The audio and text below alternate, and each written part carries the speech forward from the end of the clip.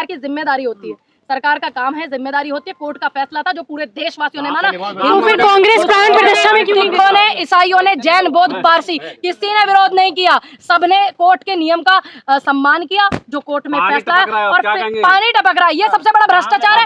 अब बताइए, 18 करोड़ की जमीन को मथुरा वृंदावन में इतनी जल्दी इन्होंने 18,000 करोड़ की बेचा था। और अब जिन बड़े बड़े आर्किटेक्टों ने बोला था कि हम जो है गारंटी देते हैं कि ये नहीं छुएगा राम मंदिर, 1000 साल तक चलेगा। अरे भाई, राम लला अब बारिश में पानी टपक रहा है। तुमने जो वो घोटाला भ्रष्टाचार टपक रहा है भाजपा का। और तीसरी बार प्रधानमंत्री बने मैडम। देखिए, लटक लटक के बार भी फेल, जैसे कहते हैं ना, लटक लटक के बार भी फेल। तो वो वाला काम है। तीसरी बार प्रधानमंत्री बने, मेरी शुभकामनाएं उनको, उनकी अच्छी उम्र की, लंबी उम्र की मैं कामना करती हूँ। और मैं उम्मीद अच्छी सरकार चले इसकी भी मैं उम्मीद करती हूँ।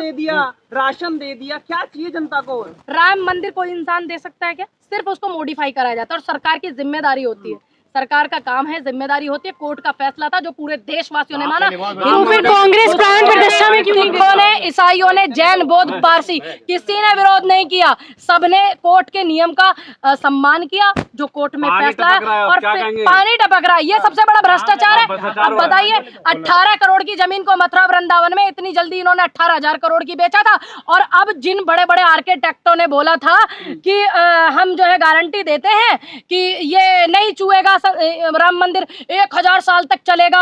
अरे भाई, राम लला अब बारिश में पानी टपक रहा है। तुमने जो वो घोटाला भ्रष्टाचार टपक रहा है भाजपा का। और वहां के जो संत हैं वो इस बात को मीडिया में आकर के कह रहे हैं। और ये बड़ी बात, मैं उनको नमन करती हूँ। ऐसे व्यक्ति को मैं नमन करती हूँ। इतनी तानाशाह सरकार के सामने होने के बावजूद वो अपने नियम से नहीं हटे। और उन्होंने आकर के मंदिर की जो एक्चुअल स्थिति है उसको जनता के सामने रखा। अखिलेश यादव खिजा रहे हैं, चंपत राय जी ने साथ में रख के मोदी जी को अखिलेश यादव खिसा रहे हैं, हाथ पकड़ पकड़ के उनको दिखा रहे हैं कि देखो हम अयोध्या से किसको जिता के लाए।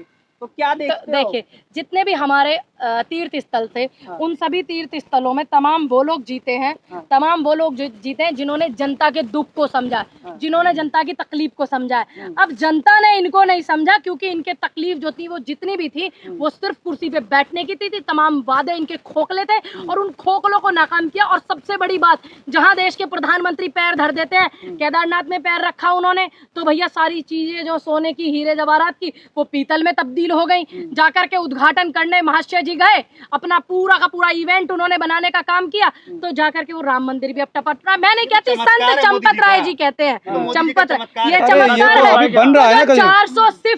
400 सीटें तो ऐसे बोलते थे जैसे मिस्त्री बना के धर का गया इधर से उधर रखनी हो। तो इस अहंकार को जनता ने तोड़ा। जाति और धर्म का जो कॉम्बिनेशन बना ना, जातिवादी राजनीति। प्रोटेस्ट क्यों कर रहे हैं? संविधान को मानने वाले लोग प्रोटेस्ट क्यों कर रहे हैं? अगर ऐसा नहीं होता तो संसद में डॉक्टर भीमराव अंबेडकर जी जो ड्राफ्ट कमेटी के अध्यक्ष थे, उनकी फोटो लगती थी। और जो इस देश को आजाद कराने में, तमाम लोगों को एकजुट करके जोड़ने में, आज हम भी अगर आंदोलन करते हो और तुम भी आंदोलन करते हो तो अहिंसा के साथ में उनके विचारों पर चलते हो। गांधी जी, इनकी दोनों की फोटो को क्यों हटाया गया बताइए? फोटो को कहाँ हटाया गया? तुम डूब रहे हो। नहीं, फोटो घोटाला हुआ क्या राम मंदिर में? संजय सिंह कह रहे हैं। क्या संजय सिंह कह रहे हैं बड़ा घोटाला हुआ है। बड़ा घोटाला तो हुआ है।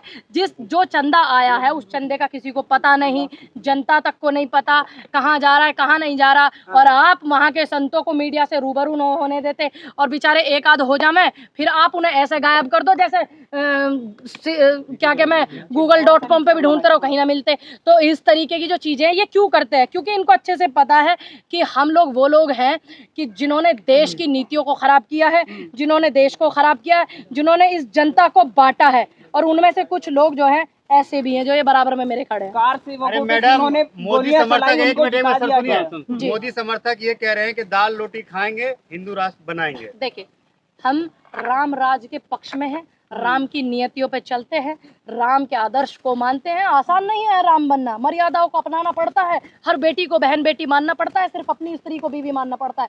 आसान नहीं है मर्यादा पुरुषोत्तम राम बनना, आसान नहीं है मोदी जी बनना। हाँ, बिल्कुल आसान नहीं है। बिल्कुल कायदे की बात आपने कही, क्योंकि आसान नहीं है इतनी कट्टरता दिखाना, और आसान नहीं है इस देश की बेटियों को अपने ही राज्य में नंगा घुमाना और पीएम पद से एन वीरेन से इस्तीफा ना लेना। और आसान नहीं है इस देश में किसान किसानों के ऊपर ट्रैक्टर चलाना आसान नहीं है। इस देश में बेटियां जो प्रोटेस्ट कर रही थी विदेश से मेडल लाने वाली ओलंपिक में, उनके ऊपर अपने डंडे बजवाना अपनी पुलिस के आसान नहीं है। इस देश के गरीब मजदूर कोरोना काल में पैदल भटकना आसान नहीं है। कोरोना काल में आपने कोविशील्ड को इतना दिन भी नहीं हुआ, आपने उस वैक्सीन को जनता को लगवा करके 35 से 40 साल के नौजवान ब्लड के क्लॉट बन रहे हैं, आसान नहीं है। आपके पिता होंगे, मेरे पिता स्वर्गीय श्री विनोद पंडित जी, आपके होंगे, आपके होंगे, आपके होंगे, आपके होंगे। मेरे पिता स्वर्गीय श्री विनोद पंडित जी है।